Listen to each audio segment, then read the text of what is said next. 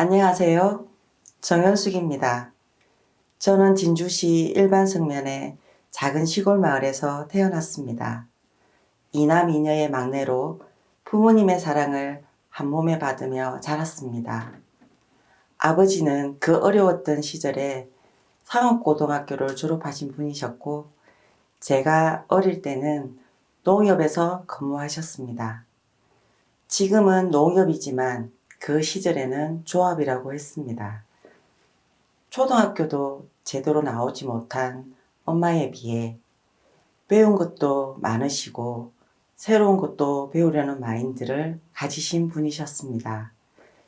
제 바로 위에 오빠와 저는 8살 터울이 졌고, 너뚱이로 태어난 저는 특히 아버지의 사랑을 독차지하며 부족함 없이 자랐습니다. 제가 초등학교 1학년 때 아버지는 지인의 권유로 사업을 하기로 결정하셨고, 조합에 사표를 내시고 경남 산청으로 이사를 갔습니다. 시골집은 그대로 둔 채 논이고 밭이고 다 팔고, 그리고 이웃에게도 많은 돈을 빌려 사업을 시작하셨습니다.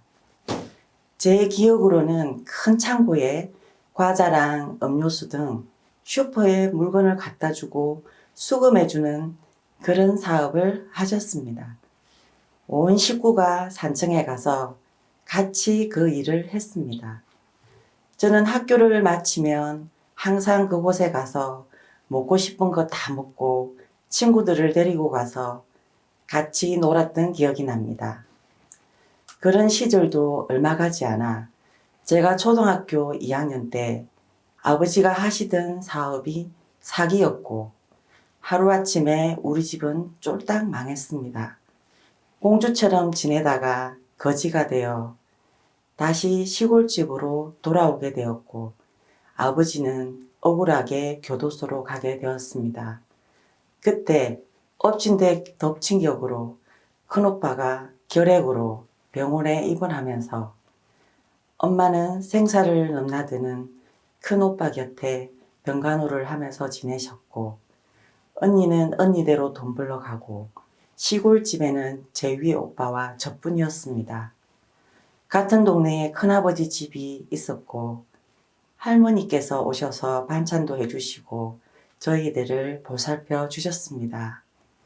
제가 사는 동네에는 산골이었기 때문에 버스 시간이 정해져 있었는데, 그때 당시 고등학생이었던 오빠가 첫 차를 타고 학교를 갔는데 그 버스 시간이 새벽 6시 10분이었습니다. 저는 낮에 할머니께서 해놓으신 반찬으로 새벽에 학교 가는 오빠의 도시락을 싸줬습니다. 그때가 초등학교 2학년이었는데 그때 저는 어린 나이에 엄마, 아빠를 그리워하며 많이 울었습니다. 큰오빠의 병이 좋아지면서 엄마는 마산으로 가서 식당에서 일을 하셨고, 한 달에 한 번씩 쉬는 날에 집에 오셨습니다. 갈비집에서 일하셨는데 손님들이 먹다 남겨놓은 갈비를 모아서 들고 오셨고, 하룻밤을 자고 나면 다시 마산으로 가야 하는데 어린 저를 보면서 마음 아파하시며 새벽에 자는 저를 부둥켜 안고 눈물 흘리시던 엄마를 항상 봐왔습니다. 학교를 마치고 오면 다시 엄마가 없는, 아무도 없는 빈집에 들어와서 해가 지도록 부엌 아궁이 앞에 쪼그리고 앉아 울었던 기억이 지금도 납니다. 어린 나이에 너무 무섭고 외롭고, 그렇지만 그것을 붙들고 살 여유도 없었던 저는 항상 친구들과 놀다가 해가 지면 엄마들이 부르는 소리에 자기 집으로 돌아가고 나 혼자 아무도 없는 집에 돌아와서는 엄마 하면서 한참을 울었습니다. 엄마랑 일주일만 같이 살았으면 좋겠다. 아니 3일이라도, 아니 이틀이라도, 이런 상상을 하면서 엄마가 쉬는 날 집에 오면 저는 항상 첫마디가 엄마 언제 가? 이 말부터 했습니다. 아무리 가난해도 부모님과 사는 친구들이 너무 부러웠습니다. 세월이 흘러 제가 4학년 때쯤 아버지가 출소하셨고 집으로 돌아오셨습니다. 엄마는 여전히 일을 하셨고 아버지가 집에 돌아오신 후 집이 더 발칵 뒤집어졌습니다. 빚쟁이들이 하루가 멀다 하고 집에 찾아왔고 그들이 아버지 멱살을 잡고 내 돈 내놔 하면서 소리를 지르고 물건도 던지고 했습니다. 저는 이런 우리 집이 너무 싫었고 이 모든 것이 아버지 때문이라고 생각해서 아버지가 너무 싫었습니다. 그렇게 어둡게 초등학교를 다니다가 초등학교 고학년 때 아랫동네에 있는 교회에 나가기 시작했습니다. 처음에는 여름 성경학교 가서 선물도 받고 맛있는 것도 먹어서 그 재미로 교회를 다니다가 중학교에 들어가면서 성경 말씀이 들리기 시작했습니다. 작은 시골 교회였지만 학생들이 꽤 있었고 학생 모임이나 말씀 시간이 정말 좋았습니다. 아버지께서 교회 너무 자주 간다고 가지 말라고 하시면 그때 당시 전도사님께 전도사님, 저희 아빠가 교회 가지 말라고 해요. 전도사님이 저희 집에 가서 아버지 설득 좀 해주세요. 하면서 전도사님 오토바이 뒤에 타고 집에 가서 아버지를 만나곤 했습니다. 그 시절 용돈을 모아 중학교 가까이 있는 읍내 책방에 가서 성경책을 샀습니다. 그때 당시 성경책은 세로로 읽어나가는 것이었는데 성경을 사고 열심히 읽었습니다.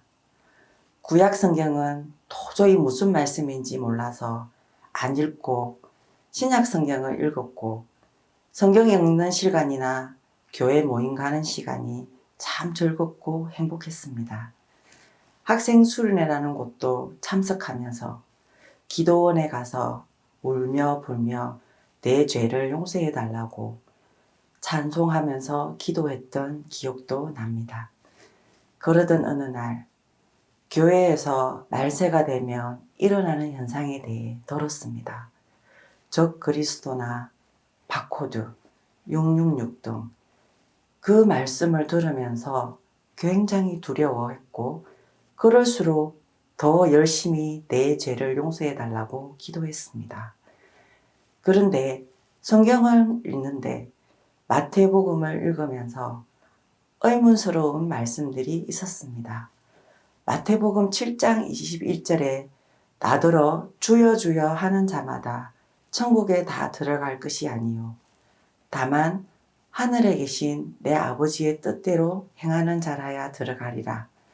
와 마태복음 22장 혼인잔치의 비유의 말씀을 읽으면서 혼인잔치에 청함을 받아 들어왔지만 예복을 입지 않는 자는 바깥 어두움에 내어 던지는 말씀과 25장의 열처녀의 비유에서 똑같이 등을 들고 신랑을 맞으러 나간 열처녀들 중 등에 기름이 없어서 혼인잔치에 들어가지 못한 5처녀의 말씀을 읽으면서 아, 교회를 다녀도 다 천국 가는 것이 아니구나.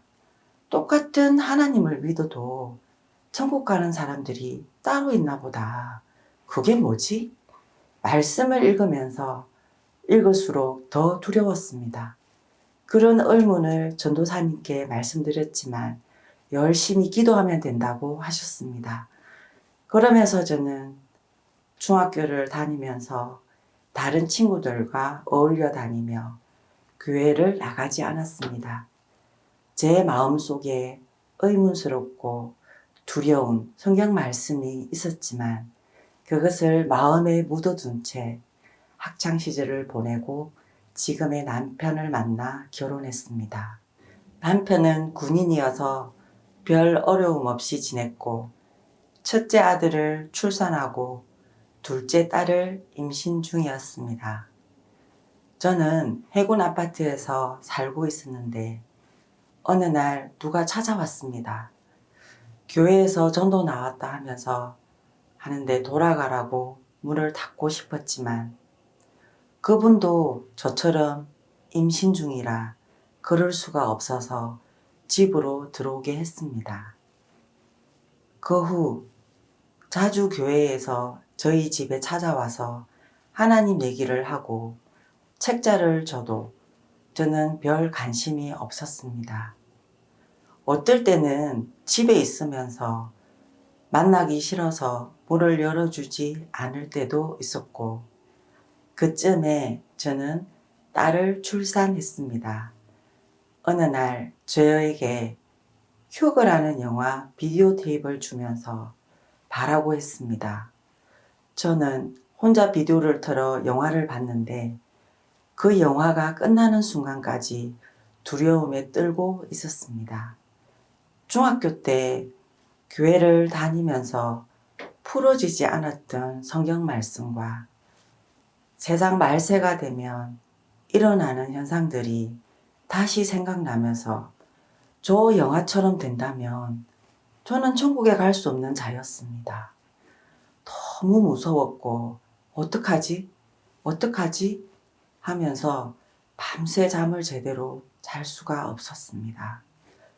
며칠 후 교회 자매님이 저희 집에 찾아오셨고 저는 그 자매님을 보자마자 왜 이리 오랜만에 왔냐면서 반갑게 맞이해 주었습니다. 그 자매님이 어리둥절하며 왜 그러냐고 물어보시길래 저는 휴거 영화를 보면서 너무 무서웠다고 하면서 학창시절에 교회를 다니면서 가졌던 마음을 털어놓았습니다. 그 자매님은 활짝 웃으면서 왜 여태 그런 얘기를 안 했냐면서 교회 가서 전도사님과 신앙상담을 해보라고 하였고 저는 단번에 그러겠다고 했습니다. 너무 두려웠고 하루빨리 이 두려움에서 벗어나고 싶었습니다. 다음 날 저는 교회 가서 전도사님과 신앙상담을 했고 전도사님은 저에게 안수복음을 전해주셨습니다. 생전 처음 들어보는 말씀이었고 너무 충격적이었습니다.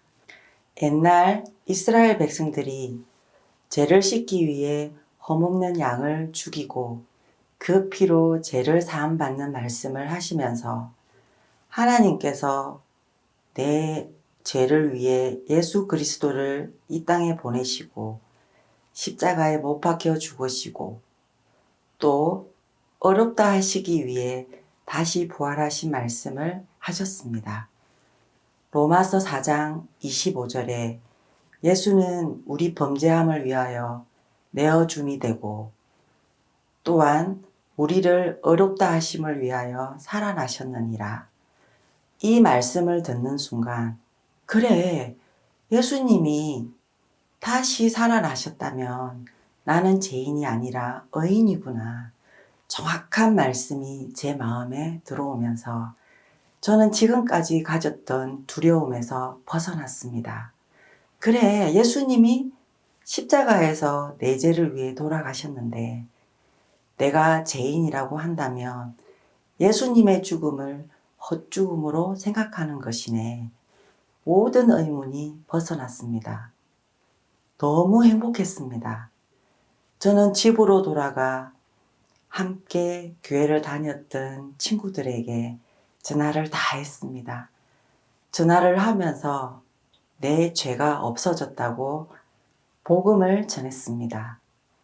그러나 친구들은 저처럼 이 말씀을 이해하지 못했고 오히려 저보고 이상한 교회를 빠졌다면서 그 교회에 나가면 절대 안 된다고 설득했습니다. 그러나 저는 그 친구들의 말에 마음이 흔들리지 않았습니다. 너무 정확한 말씀이 내 마음을 흔들지 못했고 특히 로마서 말씀을 읽으면서 너무 놀랐습니다. 로마서 5장 19절 한 사람의 순종치 아니함으로 많은 사람이 죄인 된 것 같이 한 사람의 순종하심으로 많은 사람이 의인 되리라. 저는 기쁜 소식 선교회를 만나서 죄에서 해방받고 모든 두려움에서 벗어났습니다. 지금 저는 하나님의 자녀라서 모든 것을 누리고 예수 그리스도의 몸 되신 교회 안에서 행복하게 살고 있습니다. 여러분들도 참된 복음을 듣고 구원을 받아 저처럼 행복한 삶을 살았으면 좋겠습니다. 저는 지금 너무 행복합니다. 감사합니다.